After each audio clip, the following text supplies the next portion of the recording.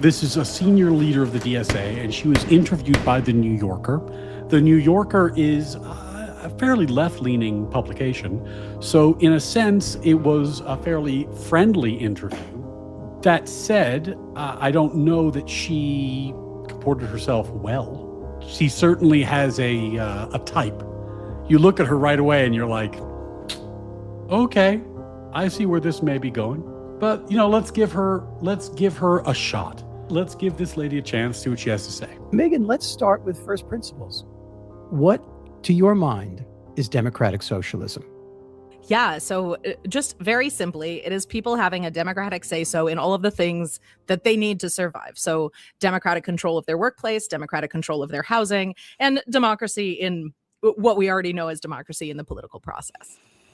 Her opening line is an absolute, just an absolute slap in the face to the premise of natural law. Like, she's like, you should have a democratic say in everything you do, everything you need. We should have a democratic say. Now, what if it's my property? Democratic say. What if it's my company? Democratic say. We may have a helicopter tour guest on our hand. Where's Sean at? Okay. So that proposes about 1 million questions. What does democracy in the workplace mean? Does everybody get to vote on what we're going to do today, tomorrow, and the next day? The way we look at it is mostly probably pretty similar to how a unionized workplace would work today. You get to collectively decide with your coworkers what demands you want to make of your boss, what your schedule looks like, what your working environment looks like, and negotiate collectively with whoever the boss is. Okay, but that sounds like... So that's not already... It's not the same thing if you imagine a society where it is enforced that you must have these things happen, right? With unions, which have their own problems, there's at least the dynamic of union formation and union versus company interplay. But in her version, the union would be mandated by law, by the federal government, in all entities. That's a very different thing than unionization as we know it today, regardless of the way that she conflates the two. Simple unionization, which we already have, even though unions are not in the best spot they've ever been in this country. That's true. So we'd like to see everybody have a union. Right now, it's quite low. It's in the teens, I think, percentage of unionized workplaces. We think You think everyone should have a union? Maybe these should be national unions. Maybe they should be coast to coast national unions imposed by the government. Interesting. Yes. I wonder if there's any historic analog for this. Everybody should have a union of some sort. And what does it mean for the larger economics of a country? For example, Google or Apple or, the biggest corporations in the country. Are they no longer privately owned under democratic socialism? Well, that's a good question. And we specifically say that the industries that you need, right? So your necessary industries. So power. I would say that the internet is a necessity at this point. You can't really function without it. Water, things like this. A lot of these things are public in some places. We want them public everywhere. Do you believe in owning the means of production, as the Marxists used to say? I do. Yeah. Let's just rewind that so we can have that sink in. We want them public everywhere. Do you believe in owning the means of production, as the Marxists used to say? I do. Yeah. Well, at least she's not hiding the ball. Like, do you want the workers to own the means of production? What is the DSA position? Yes, the DSA would like the workers to own the means of production. So, down the road, if you're like, hey, the DSA are overtly Marxist and communist, then you just remember that you watched the interview with one of the DSA heads where she just openly said that this is what she believes. That way, when people call you on it, you can say, no, this is not secret. This is their overt policy position. It is overtly what they want. But you speak for whom?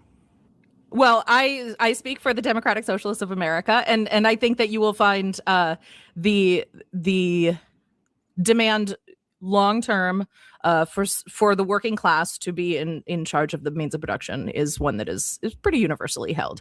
Again, we're not trying to flip a switch so that everything changes tomorrow. We're thinking about ways you can incrementally make life better for starters, but also shift the balance of power from the billionaire class to the working class. And this is why Project Decentralization has been so important, because this is the new tactic, right? They've abandoned the violent revolution as their means because nobody wants it, everybody hates it, and it's the line that everyone draws. They're like, oh, are you a Marxist-Leninist? Are you for violent revolution? Well, then you're off the team. But if you're in favor of a slow, decentralized creep towards the progressive utopia, then you can be on the team, even if you're advocating for these insane violations of natural law.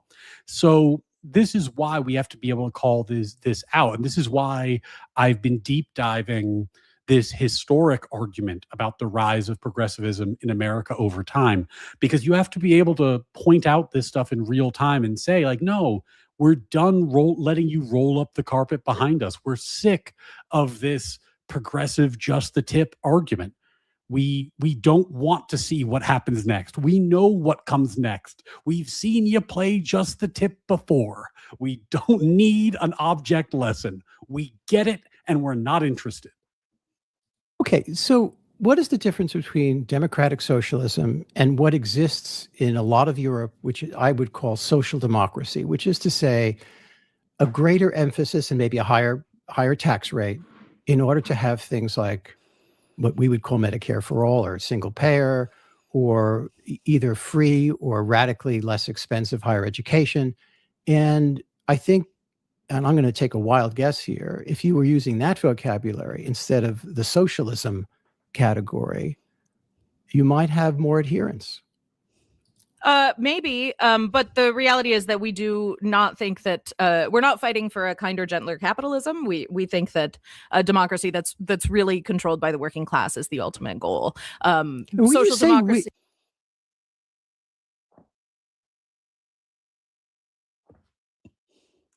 They are not fighting for a kinder, gentler capitalism. That's not what they want. I mean, again, I appreciate her candor.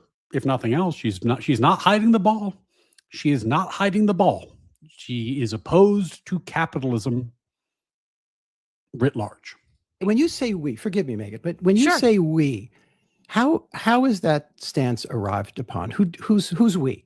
That's a great question, and one that I love to talk about. So DSA is fundamentally and sometimes excruciatingly democratic. The highest decision-making body of the Democratic Socialists of America is our convention. It happens every 2 years. Chapters elect delegates. We come together, vote on a bunch of proposals that may or may not shift our overall strategies or our overall stances on some things. And so this woman's name is Megan Romer, and she is the co-chair of the Democratic Socialists of America. So this is not like a rando. She is the co-chair of the DSA, Megan Romer.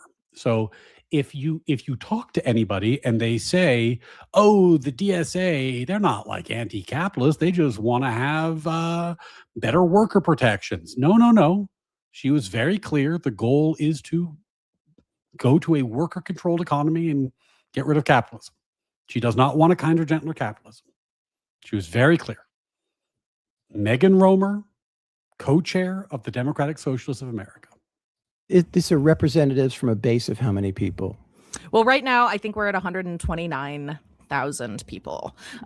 But we have grown significantly since Zoran Mamdani's election, which came after our last convention. And then we're seeing a growth spurt recently with the recent congressional primary wins as well. It's very interesting to me that maybe the highest profile political race that we're now seeing nationally for the midterm elections on the left is the ascent in the state of Michigan if Abdul El Sayed, who when I asked him about democratic socialism said, no, no, no, no, I'm a capitalist. Disappointed? He's not a DSA candidate. If he was a DSA candidate, I would absolutely be disappointed. But I'm glad that there is a movement sort of across the board of people taking on some of these policies, because I do think they will improve life for the working class. But what is the working class in this country? Because Zoran Mamdani, mayor of New York, just gave an interview, I believe, to the New York Times, and he was asked, please define the working class. And he said anybody making under $1 million a year, which I got to tell you was news to me. Good news, gang. I'm a member of the working class. I don't want to dox myself here, but I make less than $1 million a year. It's true. It's true. Member of the working class. Member of the working class. As I suspect, are many of you. So good for you. Zoran for all. Zoran's got your back, gang. Jefferson C. Post, what are our American values that we've redefined in school? We are American values that we've redefined in school. Yeah, that's the thing. They took our values and they're wearing them like skin suits. They are using them as camouflage. Sam Josh, Dark Eagle Supremacy. Look at you. Look at you, buddy. Thanks for the 6 months. Appreciate you. Jefferson C. Post, their workers are college grads, not tradesmen. Yeah, this is the thing. Their worldview is unironically and almost across the board unpopular amongst actual blue-collar workers. What they are a fan of is, what they're popular with overeducated, underpaid people who got degrees in area studies, gender politics, critical theory, the various area studies that have popped up over time, rather than some kind of applicable degree that leads to well-compensated salaried work. They're particularly popular amongst that group of people, which makes sense because, like, let's say you went to undergrad and you're going into deep debt, but you don't understand that. You're 18, 19. You don't understand it. So you're racking up this debt, and every day you go to the food court and you get to eat any food you want. The college has this beautiful spread and you just pick the food because it's all on your meal plan. Now, you don't think you're paying anything, but in fact, it's all running up on your tab. It's all part of the tab. It's all part of the college loans you're taking out, but you don't feel it on a day-to-day level. You just go to the food court, get some beautiful food. It all seems free to you. Whatever money's in your pocket, you're spending it on your free time, yourself, going out with your friends, whatever you want to do. No worries. Then you get your degree and you're animated. You're going to change the world.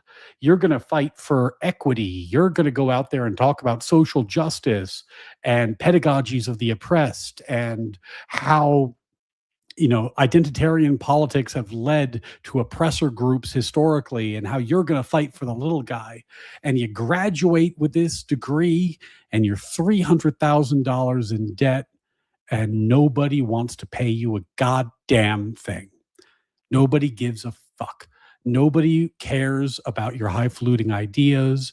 Nobody gives a shit about your theory. You are eligible for entry-level office work. That's what you're eligible for. Entry-level office work, which doesn't even really cover the nut on your loans over time. So suddenly, the food's not free and beautiful. Suddenly, you've got a budget. Suddenly, you're living in a place that's like not as cool or close to the heart of the city as your dorm used to be. It doesn't feel as awesome as it used to be. Suddenly, you're the low man on the totem pole at a job where nobody really gives a fuck about your politics, and everybody's just looking at you to do the grunt work and the diligence. And you are at the lowest rung of capitalism. You're in deep debt and you don't have an obvious trajectory to clear it. And you think, holy shit, this system is broken. Holy shit, the system is broken. But that's the thing, right? If you create a system like that, which we have, it's not a capitalist system. The student loan system is not a capitalist system. You distort the market. You create these huge prices. You mutate colleges into daycares rather than places of institutions of higher learning where people learn to be adults. Now they're seek after truth. Now they're just daycares. And then you proliferate these social justice degrees, area studies, every time area studies. When I was when I got my ed degree, when I got my ed undergrad, my minor was in education, but also I got an ed degree later. And people like Paulo Freire, this is endless focus on social justice. This is how you create a block of communist voters, because they think the system is broken, because they were led to believe that they were making good and noble choices. And then they got slapped in the face by reality when they left school. And now all they have is critical theory. All they have is this neo-Marxist pedagogy of oppressed and oppressed groups and the need to deconstruct everything and deconstruct the West and rebuild it in some utopian image. That's all they have. They don't have a great marketable skill. They're in debt, and you unleash them on the world and they start fucking voting. That's who votes for the DSA. By the way, look at her face and tell me that I didn't describe her well. I don't know her backstory. I don't know her biography, but I'm willing to bet I nailed 80% of it. I'm willing to bet I nailed 80% of her backstory, because it's always the fucking same. Yeah. That is not how I would define the working class. How would you define it? So we're coming out of a socialist tradition where class is defined based on your relationship to capital. And so the working class is essentially people who make a paycheck. So if I'm a dentist, I can't be working class. Well, it depends. Are you a dentist who is working for a corporation and selling your labor and getting paid hourly, or are you a dentist who owns your dental practice? It does get fuzzy around that edges. There's a lot of socialist theory happening right now about gig work and how these sort of, like, technically a gig worker works for themselves, but they're obviously not really the ownership class. So there's definitely a hot topic of debate. But the simple definition is, do you make a paycheck, or do you make money off other people working for you, or renting a place that you own? Are you making the money from the payoff of your capital investments? Or are you making it because you sell your labor? So let's dig down a little bit here. And if you're making it from selling your labor, you're the good ones. And if you make it from capital investments, you're the bad ones. That's how it goes. That's how it goes. The DSA refused to endorse Hillary Clinton over Donald Trump in 2016. Mm-hmm. You happy about that decision? I think it would have hurt our credibility a bit as people who are actually standing for socialism and against neoliberalism. Yeah, but on the other hand, you let an authoritarian through the door. I mean, I'm not blaming you specifically. That's really funny. That's actually the first thing that I agree with her on. She called it neoliberalism rather than liberalism. I agree with her that the version of liberalism we have today is not American liberalism. It's neoliberalism. But that's our first point of agreement. Yeah. A lot of factors went into it. Yeah. Did you stay home in 2016? I didn't. No. You voted? No. I voted for Hillary Clinton, and I voted for Joe Biden in 2020. So why did you do that against the recommendation of the organization? Well, I wasn't a DSA member in 2016, first of all. But I did believe in a harm reduction vote. But I don't think that the couple 100,000 socialists are the ones who swung that vote. It's the millions of people who stayed home because all they were being offered was kind of a rainbow flag painted version of the same thing. Well, in fairness, millions of people stay home every election. I mean, it's a sort of shameful. And we think that's a huge problem. A big part of our strategy is trying to engage people who do not vote regularly, who do feel disenfranchised by the system in general. Kamala Harris versus Donald Trump, no endorsement. Yeah. You agreed with that? Yeah, I voted on that statement. I was a member of the National Political Committee. Tell me about your rationale. Most DSA members, I think, certainly in swing states, voted for Kamala Harris, I believe. But we felt that our credibility really stood on saying, we are socialists. We are offering you a real alternative. I didn't think that our endorsement would really make a difference one way or the other. And I don't think it would have. I think, again, people don't vote because they feel totally locked out, not because DSA told them to or to not vote for a presidential candidate. When we endorse somebody, that doesn't just mean we're putting a rubber stamp on it anyway. It means that we are turning out our people to hit the doors and hit the phones and really do a major voter outreach operation. And we weren't going to do that for Kamala Harris. And I don't know that it would have made a difference if we had. Well, and I don't know that she wanted it. This article in Jacobin, which is, I think Jacobin is a communist rag, for the record. Say aligned journal. It's called A Blueprint for a New Party. And it said the goal is not to immediately form a third party, which is seen as suicidal in America's two-party tyranny, but to, quote, mount the electoral equivalent of guerrilla insurgency, unquote, by using the Democratic Party line. And this is why people like Wick are so upset, because they have openly said that their goal is to cannibalize the Democratic Party. Have fun with that. I mean, again, I hope they win. I hope Wick wins, because I hope these motherfuckers lose at everything they do. I hope they lose at everything in their lives. But unfortunately, if I'm being candid, I don't think that the Dems have the ideological horsepower to win this fight. I don't think they have it. I think that part of the reason why, obviously, when all you have is a hammer, the world looks like nails. But part of the reason why is that they've abandoned natural law. If you go back to the conversation I had with Wick, I kind of did like a little like mini tag argument for a little while. Like I was saying, well, why would liberalism entail getting rid of the Electoral College but not abolishing the Senate? Like, what's the difference? He's like, well, it's a balancing point. This balance is better than that balance. I'm like, well, why? On the basis of what? What are these principles? And the problem is that this kind of like strain of modern quote unquote liberalism believes in liberalism for liberalism's sake. It doesn't believe in liberalism in the American sense, which is, liberalism as a vehicle for creating a government that secures natural law. So it doesn't have any foundation. It doesn't have an ontological root. It doesn't have a reason for being. Alex O'Connor gave a really interesting explanation of kind of like the Aristotelian first mover argument in favor of God, which I saw on X earlier today.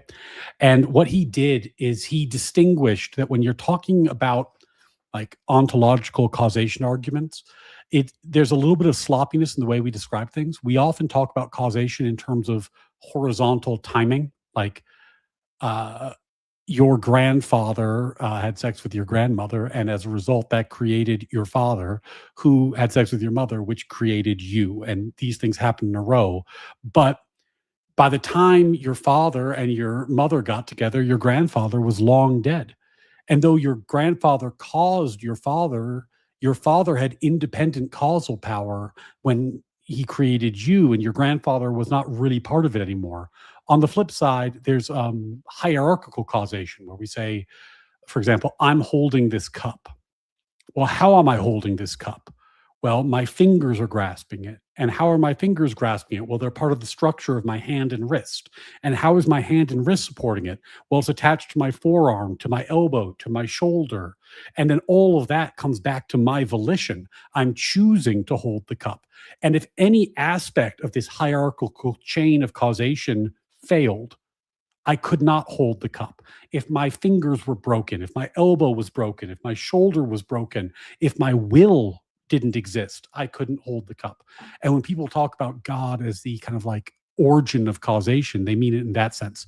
They mean that this is the termination point. This is the that when they talk about God in this way, they mean that God is the foundation of causation. It is the thing upon which all causation rests, right? That's the point. And when you talk about American liberalism, natural law is the underlying causation. It is the causation upon which the American liberal project rests. It is the thing that causes belief in the American liberal project to be correct. So when you abandon that, and the progressives did take that away, Wick didn't really want to talk about this, but the progressives specifically trained it out of school. People like John Dewey and Woodrow Wilson were very clear that they wanted to have education about morals that worked. It was about what people agreed upon and what worked, i.e., what we prefer. It's about moving from immutable, what Wilson called Newtonian concepts of morality towards a preference-based morality. And that was an express move done in the American education system in the 1900s. And it removed the natural law ontological causation in the first mover sense foundation from the American liberal project. And when you no longer have that, I don't know that you have the ideological horsepower to compete with the DSA types who are going to come at you with some very live ammo. Don't you want direct democracy? Well, you do, don't you, Wick? Don't you want direct democracy? Don't you want the people to decide for themselves? Don't you think that if the people want, they don't, Econoboy's language, the people aren't having a violent revolution. They're just voting that they should be able to take property away from that terrible capitalist and give it to this poor worker. Don't you want the worker to feel better? Don't you want the worker to feel better? Mm. Mm. You need ideological armor to survive an argument like that. And I don't think that this unmoored neoliberalism has the ontological foundation to survive that sort of assault. I think American liberalism, true American liberalism, the kind of American liberalism that Cody agreed with me on when he came on the show, or that classic liberal that guy on X advocates for. I think, the American liberalism in the sense that Thomas Reed or Thomas Jefferson would have understood it, that has the ideological horsepower. But this shit doesn't. It just doesn't. OSN. But my gender studies degree should be worth $300,000 a year. Well, good news, OSN. In a perfect populist one-to-one democracy, you could just vote to make it that way. You could vote to take the money away from other people and give it to you for your gender studies degree. Now, of course, you eventually run out of other people's money, but that's a problem for another day. Rathlin, I think you're missing a critical part of the analysis where these people end up back in education where they make more people like them. Yeah, that's how they replicate, because they have no function in society, but they do have a replication function. So they do end up back in education for sure. Just as he posed for the two, tradesman who works to buy tools is a capitalist. Of course. Of course, you're a capitalist if you have employees. She said so. You're a capitalist if people work for you. Now, what's really funny about that is it's like, oh shit, I don't want to be a capitalist because these DSA motherfuckers are going to regulate me. So instead of hiring people, I'm just going to use a shitload of AI. Now I'm not a capitalist. I just run my business and I don't employ anybody. Is that better? Is that better? Is it better for me to try not to employ anybody because I don't want to be a dirty capitalist? I'll just use AI. I'll just use AI, so I'm not a dirty capitalist. That'll be the way to do it. Black Belt Panda with the 5, thanks. Does anyone really believe that university elites actually care about the working class? These people are so far removed from actual working people. Yeah, that's why their movement is not populated by working people. The DSA is not popular amongst blue-collar people. Not even close. They're reviled by blue-collar people. This is a movement of underpaid, overeducated people. That's who it is. And this is why she's the co-chair. She's exactly what their organization is. Progressives decide what happiness is for you because they have the one true opinion. The one true opinion, of course. We do love to talk like that, don't we? Is that a good idea, Megan? I think people like us being rather bold. I think the boldness So actually. it's sort of the badass, imagery. Someone's got to be. People are furious about Trump and the Democratic Party. I mean, James Carville's writing op-eds that say "roll over and play dead." Like, what is that? People want a fighter, and I think they appreciate that we just come right out and say it. So before we came on, we alluded to the fact that you were just on Fox News and you read a series. I wonder, do you see how Wick spins this? He's like, people are so mad at Trump and that's why the DSA exists. Whereas I think I was using her exact statements much more accurately without even having heard them, which is the DSA is using Trump as a catalyst. And where Wick wants to lay that at the feet of Trump, like it's his fault. I think that there's a mistake there, which is that they were looking for a catalyst already. Now they can use him because the left decided that they were not going to articulate their policies and they were instead going to unite behind Orange Man Bad. And that was going to be their position for 10 years. And they were never going to announce their policies. They were never going to explain who they were. And as a result, very bad actors got a foothold in the Democratic Party. Okay. But that was a choice.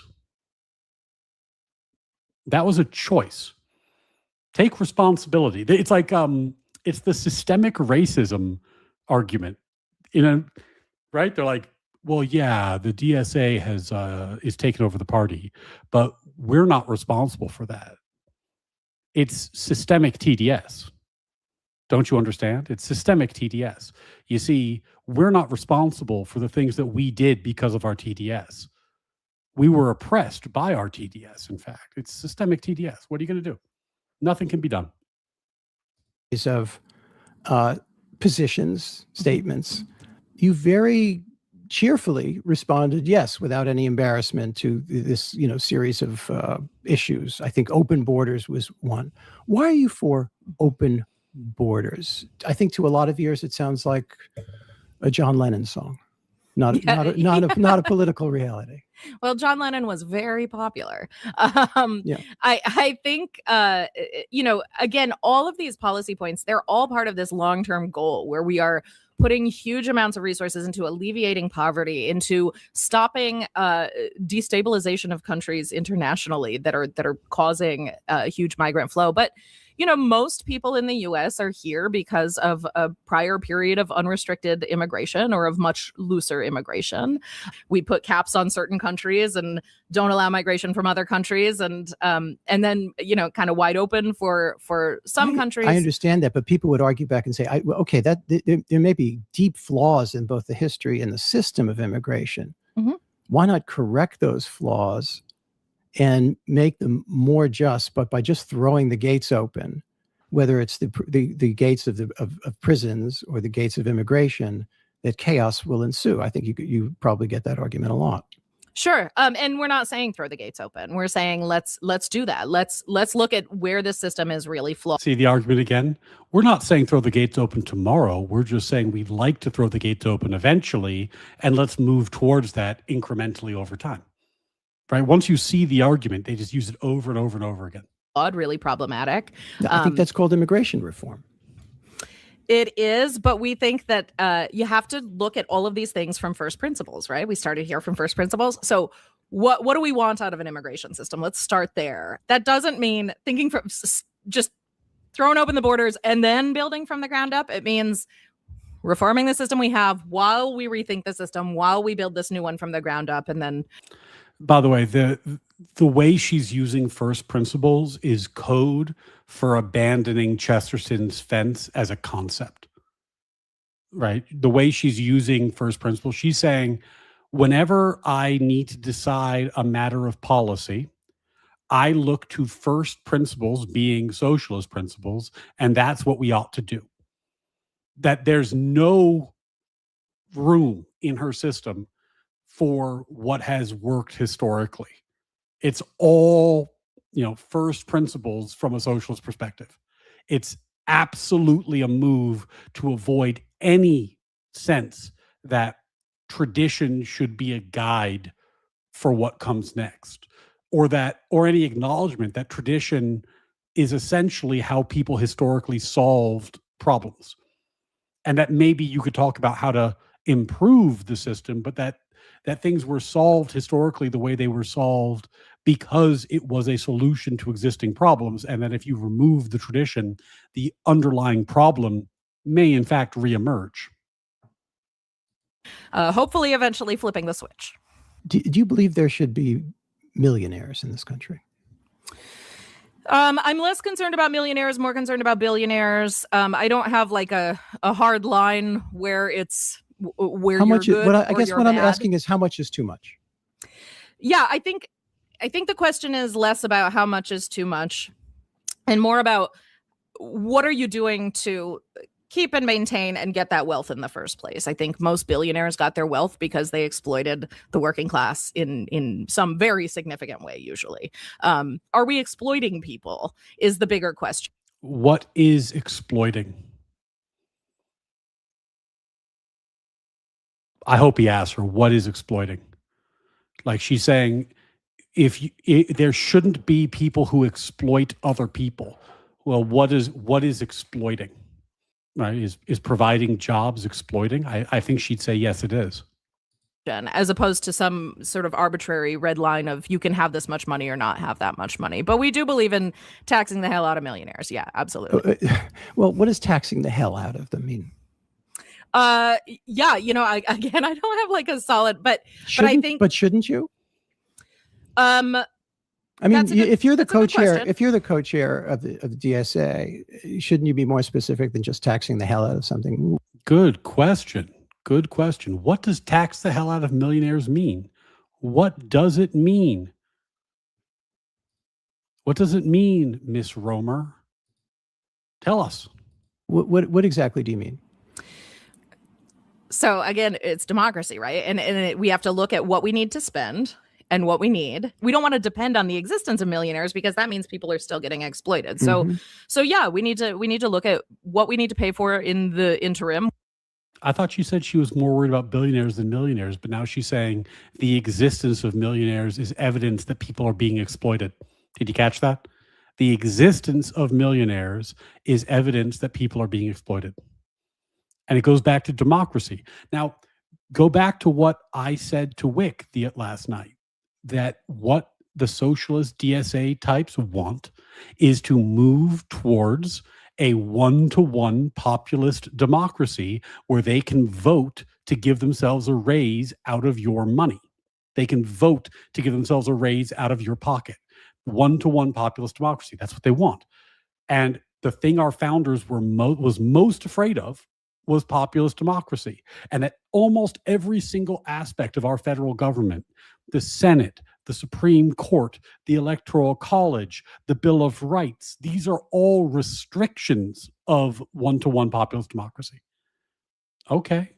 So, but you got to understand that if you're trying to remove those checks, if you're trying to remove the filibuster, if you're trying to remove the Electoral College, if you're trying to remove the Senate, these are things that move us away from our founders' vision of a government that was limited and resistant to faction capture towards one that is designed to facilitate faction capture.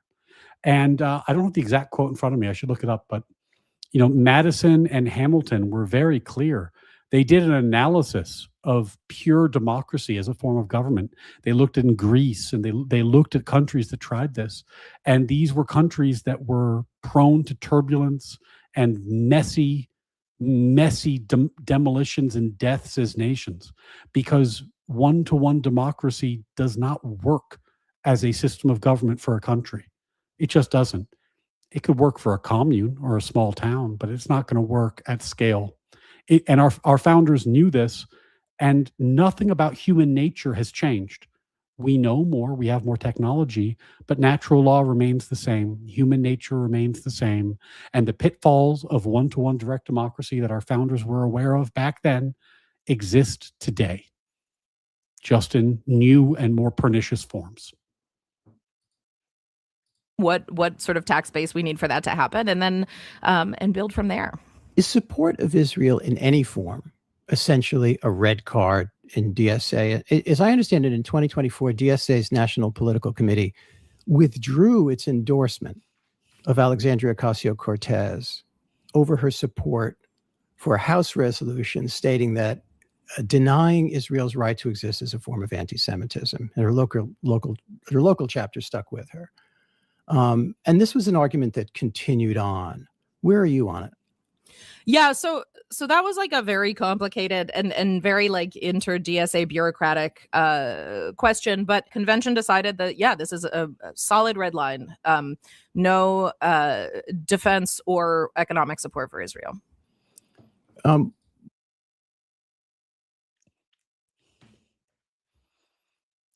This is going to require a little bit of unpacking.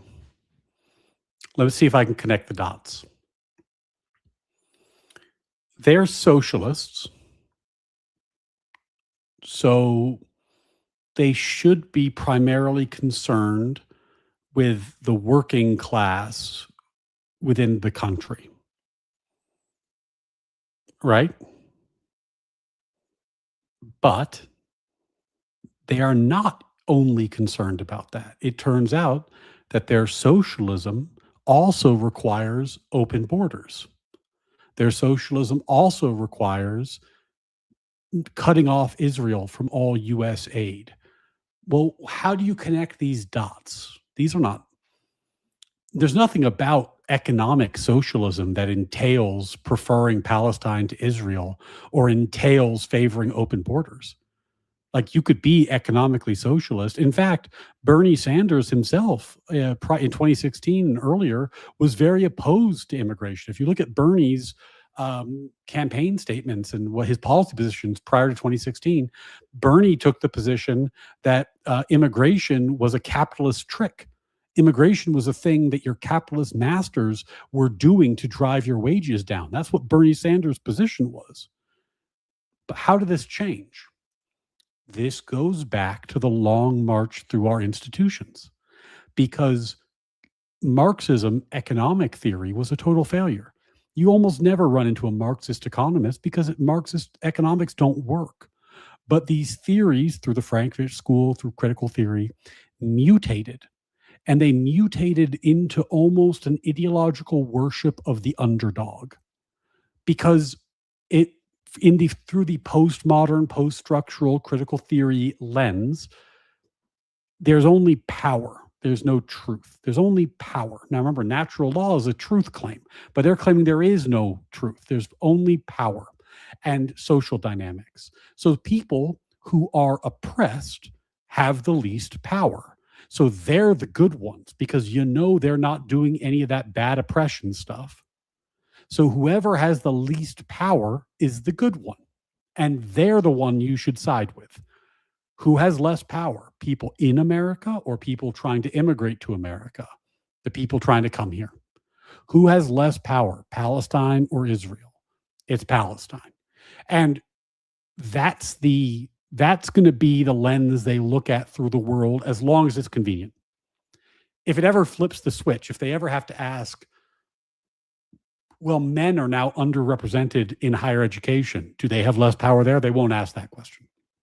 Or if you start seeing a traditional power group become less powerful, it won't be that. But it's always oppressor oppressed, but it's always selective oppressor oppressed. It's oppressor oppressed, but only the oppressor oppressed relationships that the good people are interested in. And that's how you explain all this. If that sounds nonsensical, or I agree with you, it is. But if you apply that lens, you will correctly predict their behavior with a huge degree of success. Does Israel have the right to defend itself, according to DSA? What is the position that DSA is headed toward here? Is it for a two-state solution? Is it a binational, one-state solution? What in fact is the position of DSA?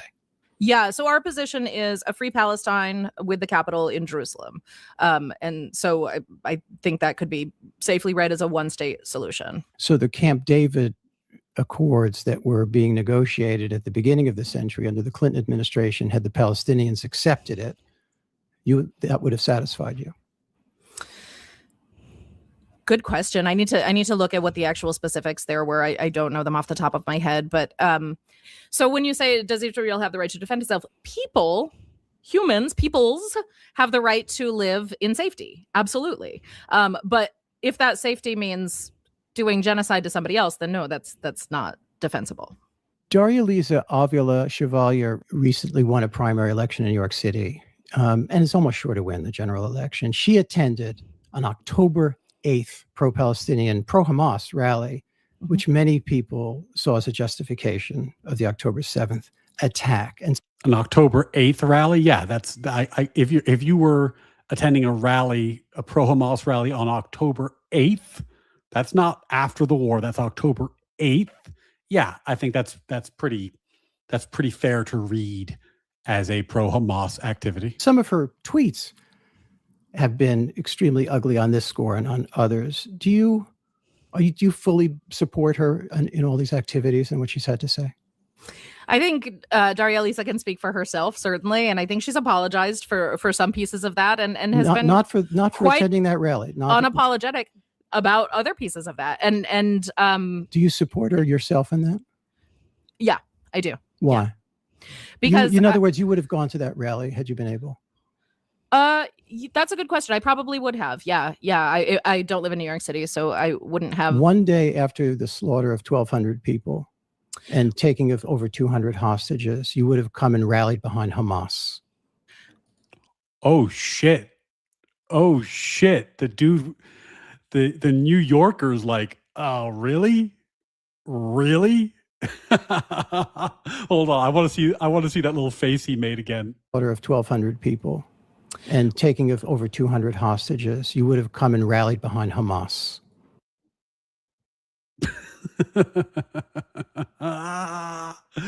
Oh boy, that's a question. You would have rallied behind Hamas? Really? The day after? Really? Let's see how she answers that question.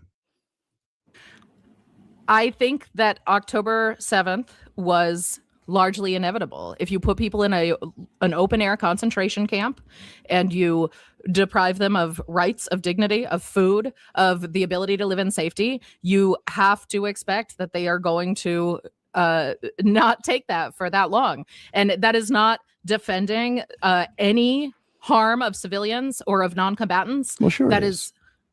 Do you think it is? You're saying let me make sure I got this down right.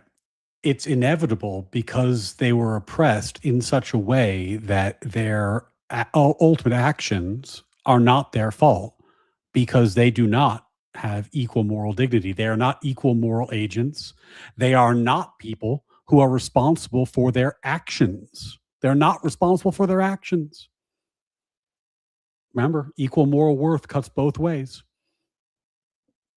Now, let's compare that to Wick's argument. Let's see if I can put it in Wickian terms. It's not our fault that the DSA is rising. It's Trump's fault. Trump has been oppressing the poor Democrats, and he's been causing all this TDS, which the DSA used in order to get his foothold within the party. It's not our fault. We're oppressed by you. It's always a warning when somebody makes this argument that there's a fundamental lack of agency. Hey, Word War Debate. Good to see you guys in chat. Word War Debate hanging out. I think a few more debates have been posted, including some that I moderated. So go check those out. Go check out the debates on Word War Debate. They've got, I think they've posted them on YouTube. And if you are follow me on X, you can find them there since they're posting on the thread. But yeah, like, look, this lack of agency thing is wild. It's wild and it's constant. But again, keep in mind that this is a group of people who tend not to believe in free will. They don't believe in free will. They don't believe in personal responsibility. They don't believe in agency. They believe that people are the products of their environment and the forces upon them. And that makes it very easy for them to remove any sense of personal responsibility from decision-making. And then that can justify what? Going to a Hamas rally on October 8th. Damn right. Damn right. That's why the championship belt remains on the bookshelf. Supporting it. I'm saying that I think it was inevitable. I think that you cannot put people in a cage and expect them not to revolt. And I think that that supporting the civilians, the non-combatants, the children who are being killed, that's really the primary thing.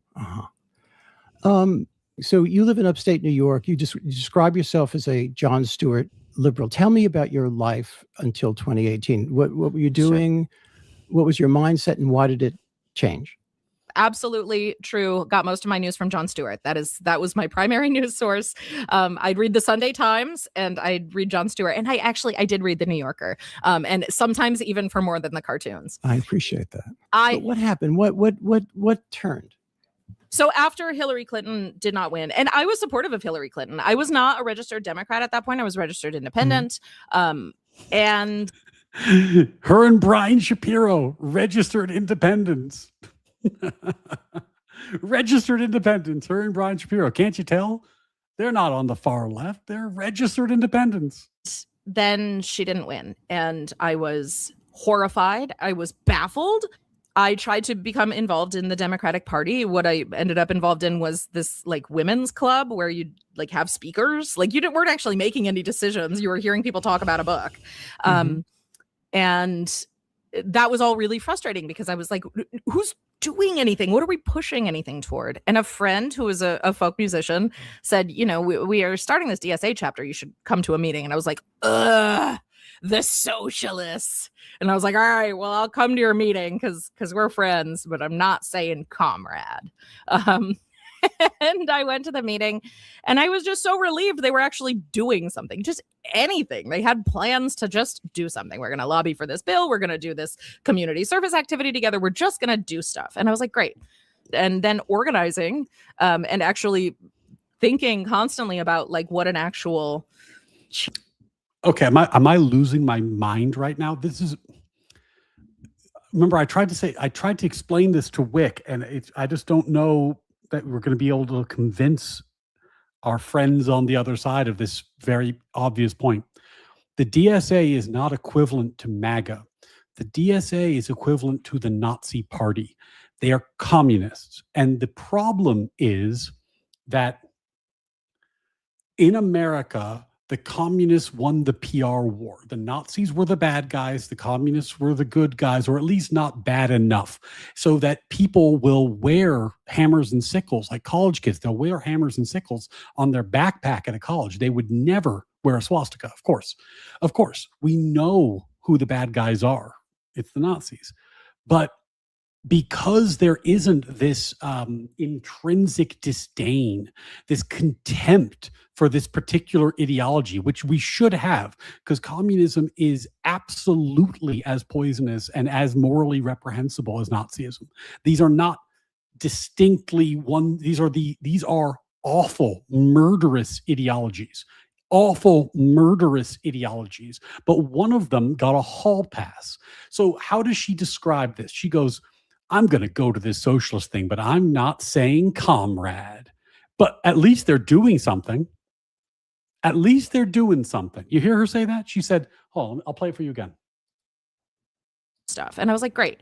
And then organizing and actually thinking constantly about like what an actual change to the system. Eventually No, that's not it. And I was just so relieved they were actually doing something.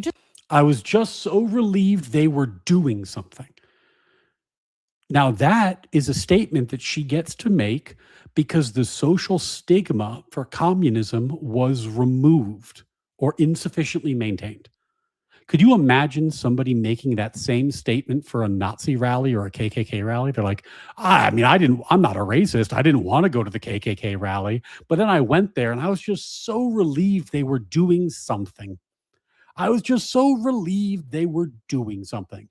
Everyone would look at them and go, are you out of your fucking mind?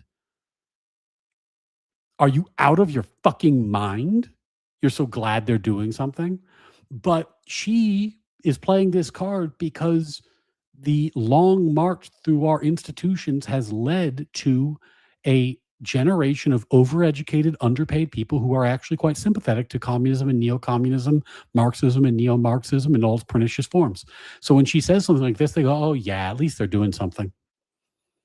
At least they're doing something. Scary. Anything. They had plans to just do something. We're going to lobby for this bill. We're going to do this community service activity together. We're just going to do stuff. And I was like, great. And then organizing and actually thinking constantly about like what an actual change to the system. Eventually I read some theory and I didn't go to college. But most of the great socialist theorists were writing pamphlets to be distributed to factory workers. I think what might have disturbed some people who are watching. I think she just cheerfully said she didn't go to college. So I guess I was wrong about one aspect of her bio. So I got that one wrong. That Fox clip, there was a certain kind of, breezy, yeah, I'm for that. And there was no detail at all. And when you come to an issue like prison abolition, and just say, yep, I'm for that, or defund the police, sure, I'm for that. It was a little startling. Now, it might have been the form of the show, so let's flip the switch here and dig down a little. What do you mean by prison abolition? We've had on this show Michelle Alexander, who wrote The New Jim Crow, and plenty of people in the Democratic Party, even in the establishment, have rejected mass incarceration, and some things have been done to bring it down. What does prison abolition mean to you? So again, let's start from first principles, right?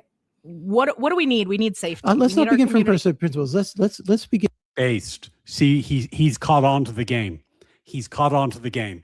Let's start with first principles. He's like, no, let's not start with first principles. Like, I get you. I don't want to hear about first principles. You said, let's abolish prisons. You said, let's abolish ICE. You've said, the DSA said, let's not deport anybody under any circumstances. Let's not talk about first principles. Let's actually give a detail about how some insane policy utterance like that could have left your mouth. Let's not talk about first principles. Explain your insane position. From what is to be done, to use a Leninist phrase. No, I mean, I think you have to start from first principles, and that is the core of this. We need community safety. We need people to be safe. We need people to be able to live their lives without fear of being assaulted, without fear of being robbed, without fear of violence. What communities do we know are the safest? It's not communities with cops on every corner. It's communities that have good schools, good jobs, good park systems, good recreation for their teenagers, things like that. Those are the safe communities. What does defunding the police mean in your mind? Every year, police budgets go up. Every year, there's a backlog of rape kits that don't get tested. Should they be maintained? So if there's more crime and there are rape kits that don't get tested, we should have less police. Interesting. I am not in favor of getting rid of police entirely tomorrow. Again, the just the tip argument. Oh no, we're not going to do it tomorrow. No. We're gonna do it slowly over time. Isn't that better? No, defunding the police means no funding. I think that's I don't think so. English. I think it means. I think it means taking funding back and moving it elsewhere. Right. So pulling some of that funding back. To what and extent? Moving it elsewhere. To the extent to which we are fully funding social services, to which we are fully funding schools, lunch programs for kids after school. What is fully funding social services? Isn't that like anything that they define as a social service? Like any program that you could possibly invent would be a social service, right? School programs for kids. Communities should be clean and they should be safe. We should be funding putting trees up so people have more. I don't think anybody's going to argue about any of that, trees or anything of the like, but they're concerned. But they do, because there's always more money for the police budgets, and there is never money for how do we just literally make our communities safer, nicer, healthier, and that does come to the question. We say we don't have enough money. Why do you think a number of politicians in your orbit who use the rhetoric of defund the police have kind of taken it back or muffled it or gotten rid of it entirely? I think you see, different phrasings of the same idea. And, if we're just talking about branding, I think that's not really the exercise we need to be spending a bunch of time on. I think we need to be talking to people about like what makes your community safe. And that is how DSA functions. We have a million conversations on the door. This is a great example of why I think that there's going to be a real problem chasing these people out of the left, because this is a deep cut. But if you remember some of my conversations with Destiny, I'd say things to him like, man, the Democrats, the left has some very bad ideas, some very bad ideas, some very socialist ideas, defund the police. This is a very bad idea. And what would Destiny say? He'd say the same shit she said. Well, we have a messaging problem. Not a substance problem, a messaging problem. Right? She's like, oh, we have a message. Yeah, I mean, I don't want to talk about the branding, but like, let's talk about what makes communities safe. Well, you know what one thing makes communities safe? Catching criminals and punishing them. That makes communities safe. That's one thing. Now she's going to say, well, what about the means of condition? What about if people were richer, then they would have less crime? I mean, that's fine, but this is the sort of argument that leads to the idea that we shouldn't enforce the border. We should make it so that South America is as rich as North America. You have changed the whole world instead of just solving the problem in front of you. It's the inversion of the way that humans are taught to properly address the world, which is you fix yourself, you fix your home, you fix your family, you fix your neighborhood, you fix your community, you fix your state, you fix your country. And then if you've done all those things, you look to the broader world. The communists always want to look to the broader world. It's never about local agency. It's always about the broadest possible lens, universalism in all things. It doesn't work because it's contrary to human nature. That simply isn't how humans think or function. And as a result, this will always fail. It will always fail, but it gives them this very highfalutin moral language that they can use. Out in the communities actually changing minds. Democrats really like a slogan. They like an ad. They like a mailer. You've made an argument for abolishing the Senate. And we both live in a state that has I don't know what multiple of a population of Wyoming, which also has 2 senators. We all understand that. The Electoral College, we understand why it was put in place in the first place and why it's outdated now. It is not outdated now. It is an important check on dense population centers having faction capture and control over national policy. And the idea that a state would join the Union knowing that it would be completely wiped out in national elections by denser, more populous states is insane. No, the states would not make that deal and did not make that deal. And it is a very dangerous idea to attempt to undo the bargain that made the United States possible. But I think we can also agree that the chances of amending the Constitution to that effect are about 0. Does taking that kind of theoretical position, however principled, distract from DSA policies that might really succeed or be more urgent?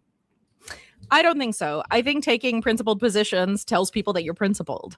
And I think we see voters really responding to that. And we see people saying, oh, you're actually thinking about the systems. Even Thomas Jefferson, for all of his heinous problems, I think he was writing letters to James Madison where he talked about we need a new constitution every 19 years because he did some calculation in his head that that is when a TJ, all his heinous problems.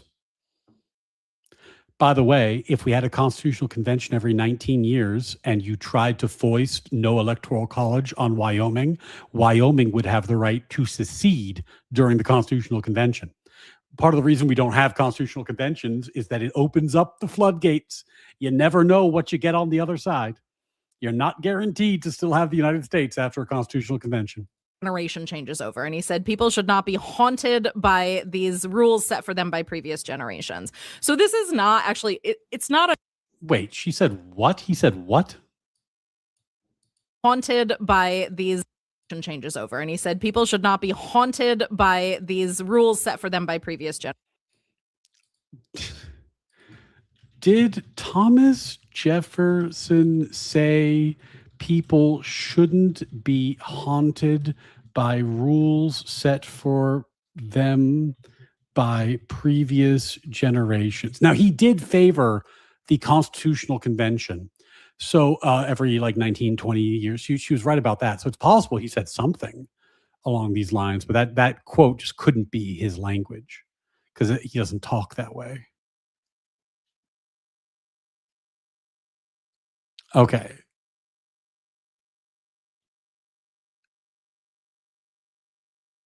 All right. So I think his sentence is the earth belongs to the living generations. I think what he said. Generations. So this is not actually, it's not a new concept to say like, hey, wait a second, why are we doing this thing this way? Give me the dynamics within DSA. Alexandria Ocasio-Cortez and Zoran Mamdani, too, have been criticized by people in DSA for moderating various positions. AOC took advice from Nancy Pelosi. Mamdani retained the New York City police commissioner from the previous administration.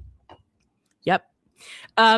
So what I think often on the outside looks like infighting or mess, we just call it democracy. We think it's good. We're always happy to pick apart anything, ruthless critique of all that exists, to use a Marxist phrase. You've quoted Of Marx course, now a to use few a times Marxist in our phrase, of course. conversation.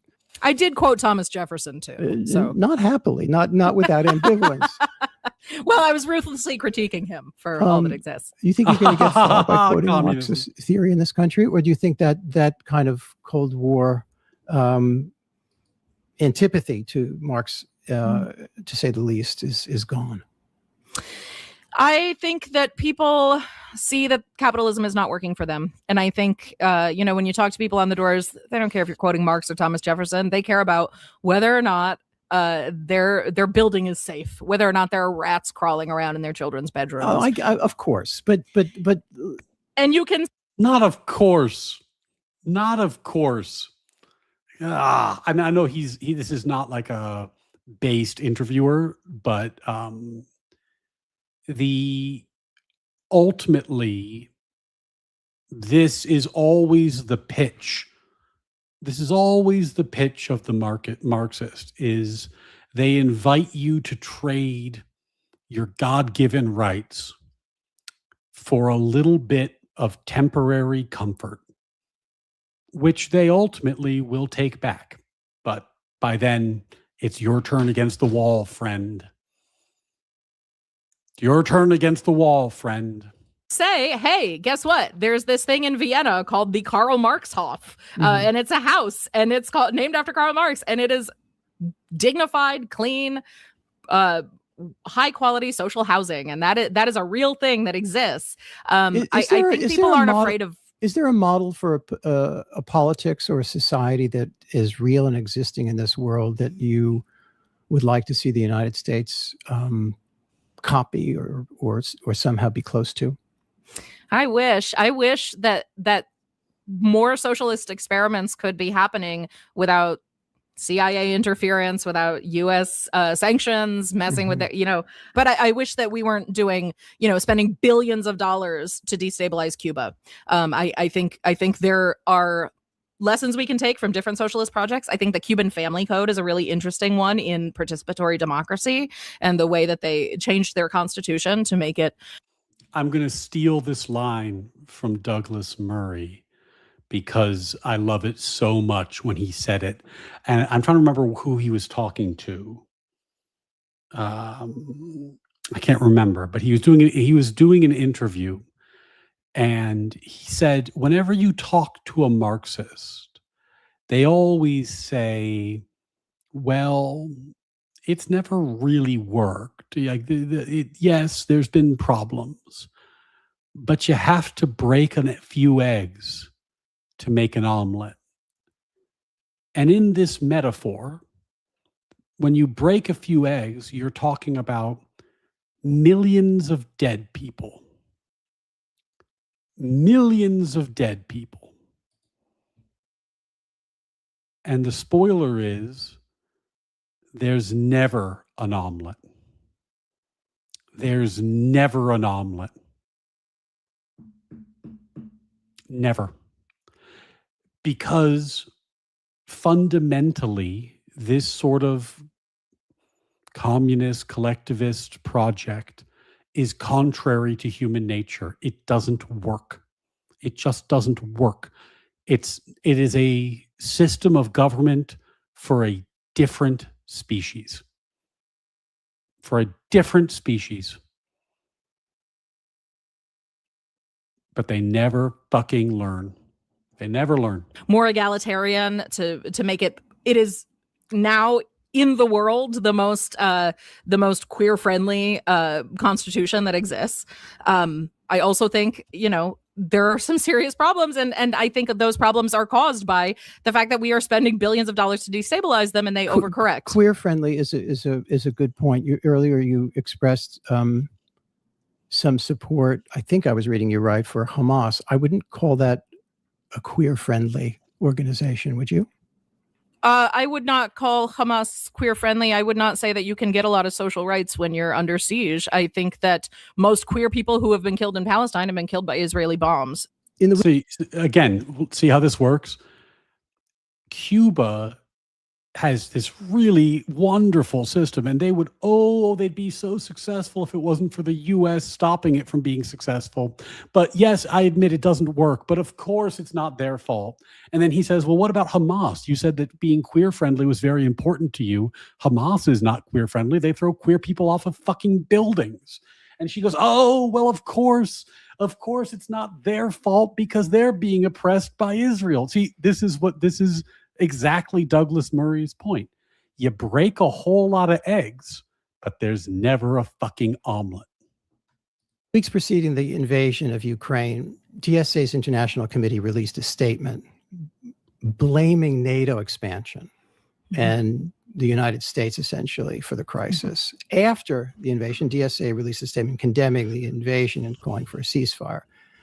And there have been people in DSA who have been even more firm about that it was mainly the United States' fault that Russia felt compelled to invade Ukraine. How do you feel about it? We do not believe in pouring U.S. money, military weapons into anything. We don't think it makes it better anywhere. But obviously, Russia is this oligarchic dictatorship, which is hyper-capitalist, and Putin is this crazy right-wing oligarch. Of course, he is going to make horrific human life-ending decisions. Well, this is precisely why those countries wanted to be in NATO.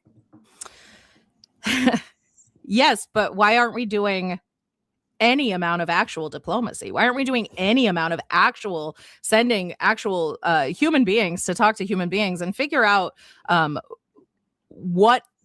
I don't understand. What the fuck is she talking about? What the actual fuck is she talking about?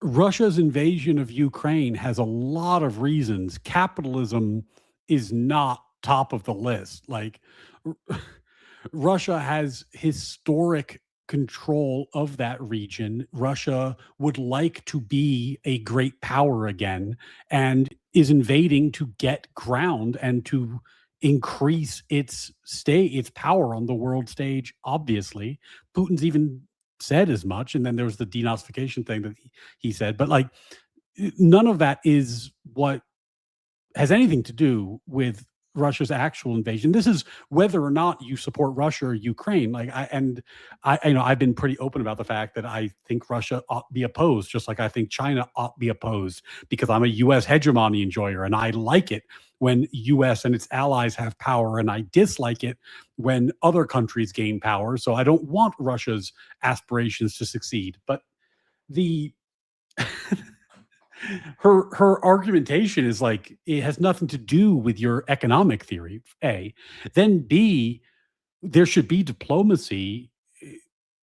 You've seen the Trump administration has met with Zelensky multiple times, met with Putin multiple times, both over the phone and in person. These were highly politicized events. Like, these things happened. There absolutely was diplomacy. The thing is, just people have this false conception that diplomacy is sitting down at a meeting and just convincing people of things. Like, you sit down and you make such a good speech that they go, oh, you know what? I will leave Ukraine alone. That's not how actual negotiations work. You have to acquire leverage, and then you use that leverage to extract concessions during the negotiations. But if you don't have any leverage, you can't talk somebody into it who's a sophisticated party.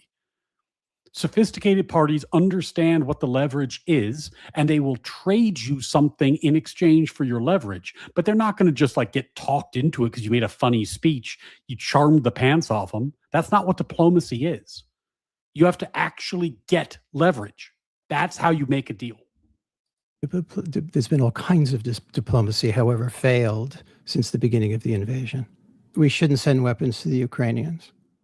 No. So just allow Russia to overrun Ukraine entirely. We should be sending huge teams of diplomats. We should be figuring out how to negotiate, how to get Russia off Ukraine's back. We should, yeah, absolutely. So Russia would get off of you. Huge teams of diplomats. Now imagine this, right? You're like, imagine this. You sit down with your huge teams of diplomats and you go, Vladimir, look how powerful our team of diplomats is. We have thousands of diplomats here. Surely, because of our thousands of diplomats, you will give Crimea back to the Ukraine. You'll relinquish this territory. Surely, look at all of our diplomats. And Vladimir says, are you sending any weapons to Ukraine? And you go, no, only diplomats. And he goes, all right, well, meeting over. Unless you're going to give the diplomats AK-47s and drones, the diplomats don't provide leverage. The diplomats can use leverage. But if you want to negotiate something, you need leverage. And the diplomats do not create the leverage. They use the leverage. Ukraine's back by us sending diplomats. I don't think that there is adequate negotiation. I don't think that there has been anywhere near adequate diplomacy. Okay. Oh my God, I just figured this out. I couldn't figure out why the fuck she was taking this position. Okay, I got it. In her leftist worldview, there is one true opinion that every smart, reasonable person would have. And that one true opinion is that Russia shouldn't be invading Ukraine. So if you just sent enough people to teach Putin critical theory and to teach him what the one true opinion is, he'd realize he was wrong and turn around. In her worldview, she thinks that everybody is convincible to the one true opinion. So if you just sent enough diplomats, you could get the job done. Unlike in, I think, the realistic account of the world, where a world leader like Putin is not changing his goddamn mind unless you give him a reason to change his goddamn mind, which has nothing to do with the purity of your argument. It has to do with the leverage you create on the ground. But I think her worldview really is, if you just taught him post-structuralism, he'd turn around. He'd realize what the one true opinion is. He'd move back across the border. Of course he would. Anyone would. Who would be your ideal candidate for president in 2028? Oh, God. Surely there's been discussion about this at DSA. And what is that discussion like? So our convention, again, our highest decision-making body last year, passed something that we want to create a labor left coalition to run a labor left candidate for president. There are some labor leaders whose names get tossed around. You know, nobody will be surprised by Sean Fain, of course, gets mentioned. Sarah Nelson, quite popular among DSA members. And then also, you know, there are folks from Congress. Obviously, AOC is the it's the big question. Is she going to run? We're also seeing progressive candidates who are not socialists, but folks like Ro Khanna seem to be running, you know, kind of laying the groundwork for a run. Is Ro Khanna not too wealthy for you? I think there are people in DSA who would potentially endorse a progressive who is not a socialist, and that's that's part of our internal democracy, and we would hash it out and come to a conclusion, and that would be democratically decided, and then we'd be like, all right, let's do this. If the organization decided to endorse Ro Khanna, I would knock doors for Ro Khanna, absolutely. Megan, what do you want They're a goddamn hive mind. to get across that I haven't asked you about? I want to be fair here. There are always questions about these pieces of detail, but the answer is always, we decide it democratically. We decide it together. So if you're looking to me to be the one true arbiter of DSA thought, I'm absolutely not. I am. Who is or that doesn't exist? DSA. It never will. It doesn't exist. Hold on. She just said, like, I'm the co-chair, but I'm not the one true arbiter. This is. She just leaned into the project decentralization angle. There is no DSA. It's just decentralized. It's just what these little people vote every time. They are the Borg. They are the goddamn hive mind. This is anyway. I think I'm done with that.